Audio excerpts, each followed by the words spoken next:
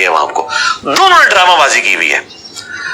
تو نمازیں ہیں 5، رکھتے ہیں ٹوٹل 17 پانچوں کی ملا کے، فجر 2، ظہر 4، عصر 4، 3 مغرب، 4 عشاء، باقی جتنی نمازیں ہیں ان کا نام ہی ہے نفل۔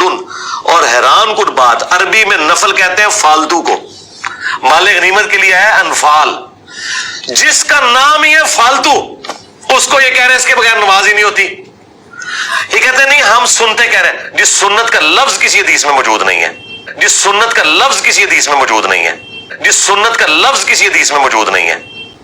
حدیث میں 2 ہی الفاظ ہیں، فرض اور نفل۔ سنت فقہا کی ٹرم ہے کہ وہ نوافل جو نبی علیہ السلام نے ہمیشہ پڑھے، ہم کہتے ہیں یہ سنت مؤکدہ ہے۔ یہ وہ فالتو ہے جو حضور شوق سے کیا کرتے تھے، یہ وہ فالتو ہے جو حضور شوق سے کیا کرتے تھے، فالتو فالتو فالتو، ناٹ فرض۔ یہ وہ فالتو ہے جو حضور نے کبھی کیا کبھی نہیں کیا، غیر مؤکدہ ہے، فالتو ہے، فالتو ہے، فالتو۔ اور اس کا ثبوت ایک اور مسلم شریف میں حدیث ہے، اما عائشہ سے کوئی آگے پوچھتا ہے سلام اللہ علیہا، بتائیں کہ نبی علیہ السلام کی نفلی نماز کتنی رکعت ہوتی تھی؟ فالتو نماز، فالتو نماز، فالتو نماز۔